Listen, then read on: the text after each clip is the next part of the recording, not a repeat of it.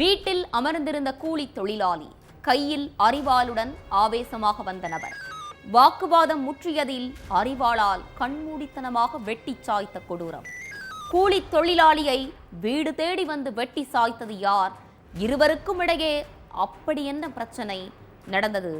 என்ன?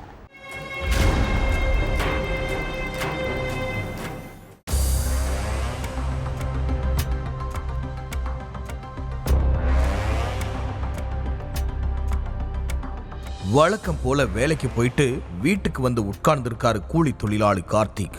அப்போ பக்கத்து ஊரை சேர்ந்த ஒருத்தர் கையில அரிவாளோட ஆவேசமா வந்து கார்த்திக்குடைய வீட்டுக்கு முன்னாடி நின்று சவுண்ட் விட்டுருக்காரு.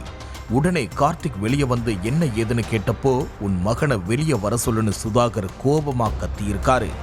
அவன் வீட்டுல இல்ல, தேவையில்லாம இங்க வந்து பிரச்சனை பண்ணாத, ஒழுங்கா போயிருன்னு கார்த்திக் சொல்ல, உன் மகனை வெட்டி வீசாம இந்த இடத்த விட்டு நகர மாட்டேன்னு சுதாகர் சொல்ல, அந்த இடத்துல பெரும் கலேபரமே ஏற்பட்டிருக்கு. இப்படியே 2 பேருக்கும் இடையில வாக்குவாதம் ஏற்பட்டு அந்த வாக்குவாதம் கை கலப்பாகி இருக்கு. அப்போ கடும் ஆத்திரம் அடைஞ்ச சுதாகர் கையில வச்சிருந்த அரிவாளால கார்த்திக்க சகட்டு மேனிக்கு வெட்டிட்டு, அடுத்த வெட்டு உன் மகனுக்கு தான், என்னைக்கா இருந்தாலும் அவனுக்கு என் கையால தான் சாவுன்னு சொல்லிட்டு அங்கிருந்து தப்பிச்சு போயிட்டாரு.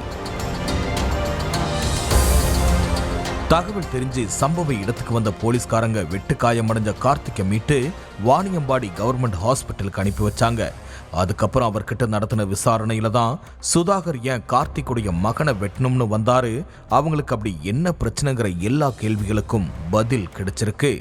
என் பொண்ணு பையன் லவ் பண்ணியிருந்தான், பேசணும் கூட்டி போயிட்டாங்க. சரி கல்யாணம் இன்னைக்கு பண்ணலான்னு இருந்துச்சு. கல்யாணம் பண்ணுறதுக்குள்ள எங்கள் அண்ணன் பையனுக்கு இப்போது கல்யாணம் நடந்துருக்குது.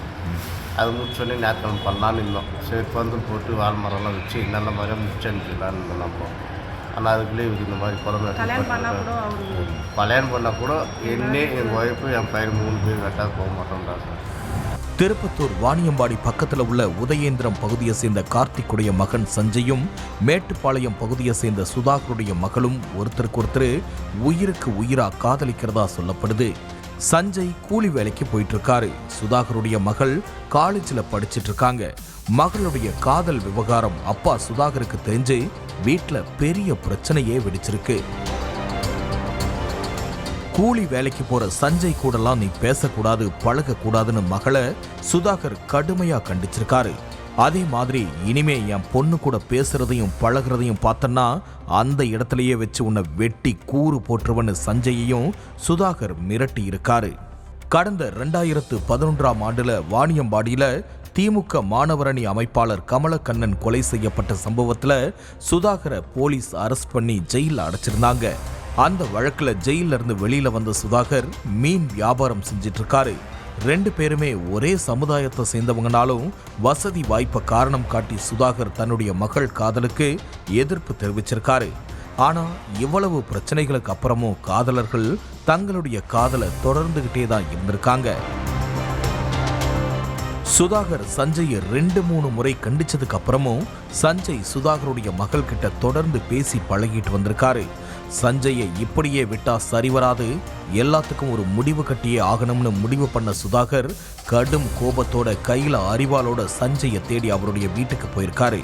அப்போ வீட்டுல சஞ்சய் இல்ல, அவருடைய அப்பா கார்த்திக் மட்டும் இருந்திருக்காரு. கார்த்திக் கிட்ட உன் மக எங்கன்னு கேட்டு சுதாகர் தகராறு பண்ண, பதிலுக்கு கார்த்திக்கும் மல்லுக்கட்ட 2 பேருக்கும் பிரச்சனை வந்திருக்கு. அப்பதான் ஆத்திரத்துல சுதாகர் கார்த்திக்க சர மாரியா வெட்டிட்டு தப்பிச்சு போயிட்டாரு. இதுல பலத்த காயமடைஞ்ச கார்த்திக் ஹாஸ்பிட்டல்ல அனுமதிக்கப்பட்டு சிகிச்சை பெற்று வராரு. இது தொடர்பா வழக்கு பதிவு செஞ்சிருக்கிற போலீஸ் தலைமறைவா இருக்கிற சுதாகரை தீவிரமா தேடிட்டு இருக்காங்க.